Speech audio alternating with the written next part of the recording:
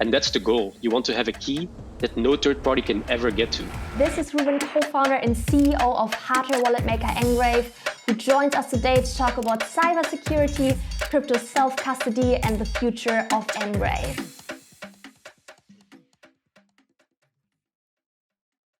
What is it you're trying to achieve with NGRAVE? Yeah, sure. So I would say first at NGRAVE, our mission is to empower you to safeguard your wealth yourself so that you can actually live a life free of worries, in absolute freedom, where you can do what you want, but you know that your crypto is safe. And you also know that there will never be a third party blocking you from accessing your own funds. So for us, it's really that. And if you think about the journey we've been through, 4 years in crypto that we spent literally on building the whole solution from scratch. During 2 bear markets, the COVID crisis, you need a lot of grit, a lot of resilience, and it can't come from, let's say, a money-driven mission. So in our case, the mission we all have, and we also look for that in the people that join the company, is we want to protect people. So that's why we invented a whole new solution just for the backup. And that's, I think, what makes us so distinct from everybody else. It's that we think end-to-end from how do you create a good key? Because if you do that wrong, everything else that comes after is also wrong. And how do you get to the point where you answer all the what ifs? What if I lose my hardware wallet? What if I lose my backup? What if tomorrow I pass on to the next life and my kids need access to my crypto? So it's really a whole bunch of questions that even today, I don't see them answered in the market.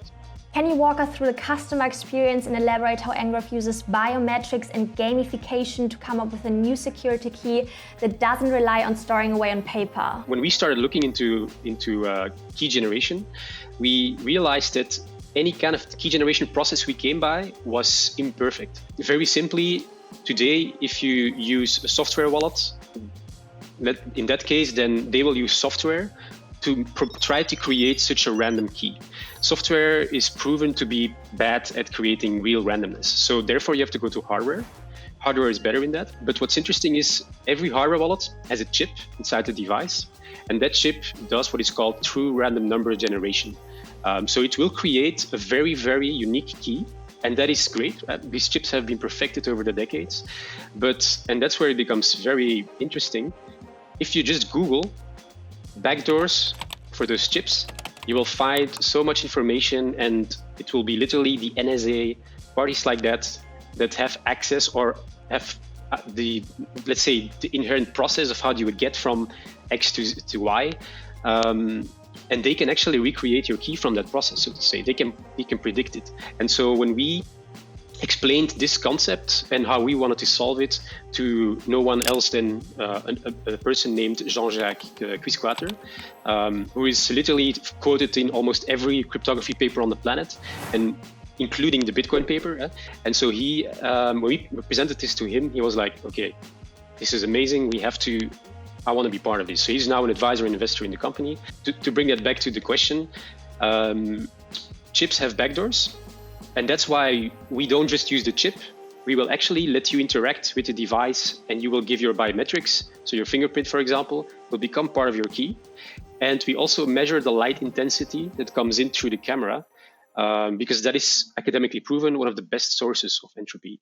So we put those all together, thereby removing the backdoors from the chip alone. And then the next step, because then the ultimate backdoor would be us. If we give you a key, like other wallets do, then who's to say we don't have a database of all these keys? So that means that instead of just giving you a key, we actually, indeed, as you mentioned, gamify it by allowing you to play with the key. So the key is there, it's changing, you can stop it from changing, you can highlight specific parts of your key and say, I want to change that part. And in the end, that means that you will have a key offline created, chips, backdoors is out. You've also did your own manipulations. So even us, NGRAVE, the manufacturer, we have no clue anymore of what your key can be. Adding on to that, can you also elaborate, what do you do once the key is generated? How do you securely store it?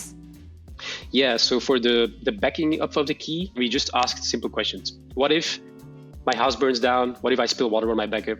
And we decided to make it stainless steel. Stainless steel it starts melting at 1375 degrees Celsius, more or less. Your house burns at top temperature of 1000. So even if your house burns down, it's still there. The next what if is about, what if you find my 24 words? Then you know what my key is. In our case, we actually have two stainless steel plates, and they actually form a puzzle.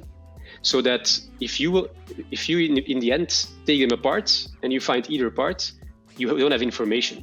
Only when you put them together, you will see the key. Okay, self-custody is considered highly secure, but of course also comes with some serious drawdowns. Losing a wallet or keys can in some cases result in your net worth becoming completely inaccessible. Do you foresee we will see any innovative solutions that don't rely on seed phrases anytime soon? So one thing that's actually already quite known, has been along in cryptography for a while, like for a long time, is called Shamir secret sharing.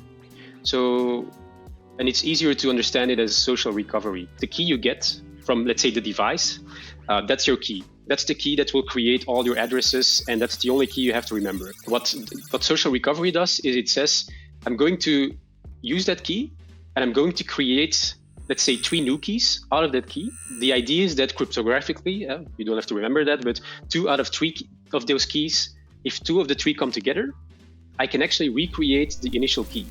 And it can be either 2 of the 3. So it means you can give 1 key to your mom, 1 key to your dad. You can have a 3rd key. And let's say you lose your initial actual key. You just say it, and you lose your own backup as well.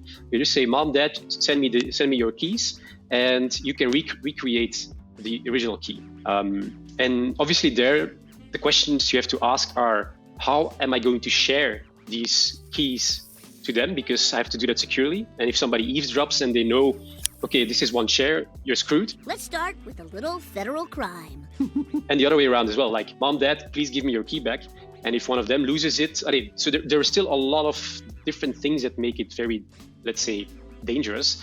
And then the question also becomes, like, do you actually want to have a third party owning a key share of yours? But I would highlight that these things are useless if your key again isn't a good key in the first place. Okay, so I personally really enjoy the product design. What key features did you include to make it handier in comparison to other cold wallets? We have a fully offline device. Zero has 0 remote attack vectors. So we use QR codes instead. And the beauty about QR codes is everybody knows how to use them. They're very intuitive, they're fast. You cannot really hide stuff in QR codes because you can simply scan the QR code and see what's inside. You create security through transparency, and you also have a whole other level of peace of mind because you simply know for a fact, how can anybody ever try to actually get to my wallet? And the other solutions typically use USB or Bluetooth, so you will always have that risk, or at least even the psychological awareness of, okay, something could happen. Also, the hassle of taking out a USB goes away if you have QR codes. It's so simple, everybody knows it. And so for us, the first principle was never compromise on our security. And the second was, of course, it has to be 21st century. So you need to be able to swipe and tap through your crypto. And we did a lot of let's say, co-creation in sessions with users to see, like, okay, the form factor of this. The form factor you see today of Zero, we invented it, but we iterated towards it with users. This episode is brought to you by Lens Protocol. Lens Protocol is a Web3 social graph designed to empower creators with full ownership and control over their content and community. Lens isn't a social media app, it's a protocol that lets Web3 social apps thrive through its open source tech stack. When you create content on Lens, you own it, you control it, you take it from app to app, and you decide how it's being monetized. While Lens might just be the last social media handle you will ever need to create. Adding on to that, does NGRAVE have any strategy to increase wallet accessibility to lower income demographics? Yeah, good question. And I also think that sometimes you have to ask yourself the question, is $100 difference, for example, is that worth the whole security of what you have? Especially if you go that end to end and that deep into making sure that everything is great. But when you go to market, you also have different, let's say, penetration strategies into that market. For us, what was important in the first place was making sure that what we built was exactly what it's supposed to be. And we're currently, I would say, a smaller company, low volume, We still have to optimize our factories in the sense of today, some components we buy are expensive compared to what we actually could buy them for. So there is still a lot of optimization and scaling needed. And once we have that, that will help us a lot in, let's say, devising solutions for other tiers. But I would say, so for us, our big, hairy, audacious goal is to protect 500 million users by 2032. And today, there were only 350 million unique users estimated in the whole of crypto. So we're not even there with the totality of the market. Obviously, by 2032, we assume, or at least that's what we see in market reports, that you should be somewhere between 1 and 2 billion in terms of adoption. Also, our technology is more about protecting private keys and cryptography than about protecting crypto. We can protect everything. It can be your house deed, it can be your digital identity. So then partnering up with the likes of Binance or with, let's say, a huge player in the traditional finance side, like a worldwide asset manager, that's can allow us to add tens of millions of new users in a shorter time frame than when we just push our own wallet out there to, let's say, retail customers. So there are many ways to actually get to that 500 million. If we launch a new solution that's more accessible in terms of price, we will have to think well about how we will do that, because we don't want to. It might be that it is a different brand by the same founders, but separate company. So it's not something we're thinking about too much now because we have a lot of things to do. But in the end, we just want to empower as many people as we can. So it makes sense to think in that angle. Okay, last question. What can we expect next from the hardware wallet industry and NGRAVE in particular in order to gain more market share? So we're raising a round right now. It was announced, I would say, 2 weeks ago. Binance is going to lead the round. Just having the link to the portfolio companies of Binance, who is very picky about what they invest in, and these projects typically already have a lot of users, makes it a very interesting and strategic point for us to actually grow. And I would say everything we do, we try to be very strategic about it. So many of the influencers in the space, we got to know them personally. They became personal friends. They became investors in the company, and they use our products as really to protect their crypto.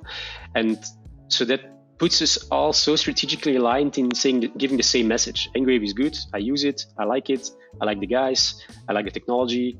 And telling your own followers that it's a great solution to have. Thanks so much for watching. If you enjoyed this, don't forget to subscribe to be notified once our next video is up.